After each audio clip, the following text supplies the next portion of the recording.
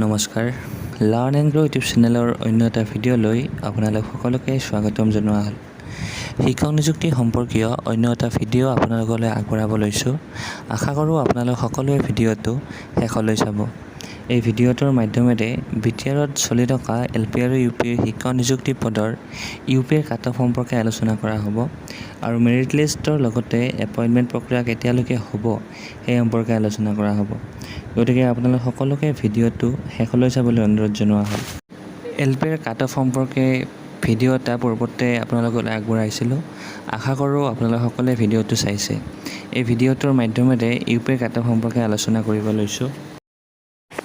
যিহেতু আপোনালোকে জানে যে বিটিআৰত LP আৰু UPৰ কিমান সংখ্যক পদৰ এপইণ্টমেণ্ট হ'ব সেই সম্পৰ্কে বৰ্তমান সময়লৈকে সঠিককৈ জানিব পৰা হোৱা নাই। প্ৰমোদ বড়ো ছাৰে যদিও 1000 পষ্টৰ কথা কৈছে, তাতে LPৰ কিমান সংখ্যক পষ্ট থাকিব আৰু UPৰ কিমান সংখ্যক পষ্ট থাকিব সেই সম্পৰ্কে জানিব পৰা হোৱা নাই। গতিকে তেনে ক্ষেত্ৰত কাট অফৰ প্ৰেডিকশ্যন কৰাটো সামান্য কঠিন হয়। তথাপিতো যদি UPৰ পষ্ট পূৰ্বৰ দৰে থাকে, পূৰ্বৰ যিটো 1216টা পষ্টৰ যিমান সংখ্যক UPত পষ্ট দিছিলে সেইমতে যদি পষ্টখিনি থাকে, তাৰ ভিত্তিতে কাট অফটো আলোচনা কৰা হ'ব। আৰু আপোনালোকে হয়তো ইতিমধ্যে জানিব পাৰিছে যে 6 মান্থৰ যিখিনি কেণ্ডিডেট আছিল 180 জন, তেওঁলোককো এই পষ্টৰ জৰিয়তে এইবাৰ এপইণ্টমেণ্ট দিব বুলি প্ৰমোদ বড়ো ছাৰে মন্তব্য আগবঢ়াইছিলে। গতিকে তেওঁলোকক দিয়াৰ পিছত UPত কিমান সংখ্যক পষ্ট হ'ব তাৰ ওপৰত ভিত্তি কৰিহে UPৰ কাট অফটো নিৰ্ধাৰণ হ'ব। যদি পূৰ্বৰ দৰে পষ্টসমূহ থাকে, পূৰ্বতে আছামিজ মিডিয়ামত আছিল 83টা পষ্ট আৰু তাৰ বিপৰীতে গৈছিল কাট অফ 68.79। তেনেকৈ বড়ো মিডিয়ামৰ 74 পষ্ট আছিল আৰু কাট অফ গৈছিল 67.36 আৰু বাকী মিডিয়ামসমূহো আপোনালোকে চাই ল'ব লিষ্টখনত।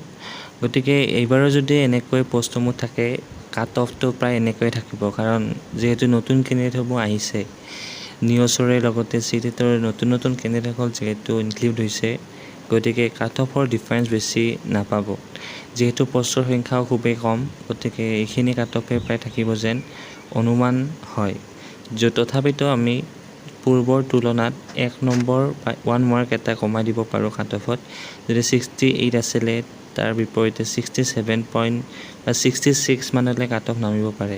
যিহেতু GT কেণ্ডিডেটসকল কিছুমানে UPতো পাইছিল আৰু হাইস্কুলতো যিহেতু তেওঁলোকে পালে, গতিকে তেনে ক্ষেত্ৰত কাট অফ অলপ কম যাব পাৰে। গতিকে কাট অফৰ এনেকৈ UPৰ ক্ষেত্ৰত প্ৰেডিকশ্যন কৰাটো সামান্য কঠিন হয়, যিহেতু পষ্টৰ সংখ্যা বৰ্তমান সময়লৈকে গম পোৱা হোৱা নাই আৰু সেই পষ্টৰ পৰাই যিহেতু 6 মান্থৰ কেণ্ডিডেটসকলক দিব, গতিকে তেনে ক্ষেত্ৰত কাট অফৰ প্ৰেডিকশ্যন কৰাটো অলপ কঠিন হয়। কিন্তু যোৱাবাৰৰ দৰে যদি পষ্টসমূহ থাকে, তেনেহ'লে কাট অফৰ খুব বেছি ডিফাৰেঞ্চ নাথাকিব। 1 মাৰ্ক বা তাতকৈ অলপ কম বেছি হ'ব পাৰে। গতিকে আপোনালোকে ধৰিব পাৰে 66+ আছামিজ মিডিয়ামৰ কাট অফ UPৰ ক্ষেত্ৰত যাব পাৰে।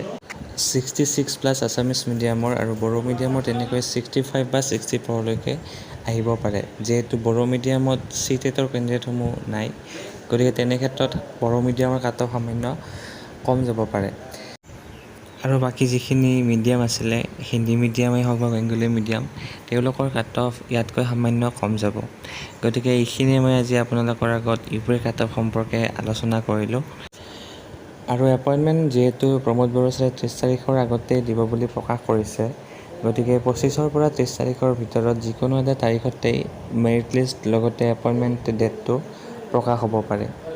আৰু আমি জানিব পৰা মতে 28 আৰু 29 তাৰিখেই হয়তো মেৰিট লিষ্ট প্ৰকাশ পাব পাৰে আৰু মেৰিট লিষ্ট প্ৰকাশ পোৱাৰ প্ৰায় পিছদিনাখনেই এপইণ্টমেণ্ট প্ৰক্ৰিয়াটো সম্পূৰ্ণ হ'ব।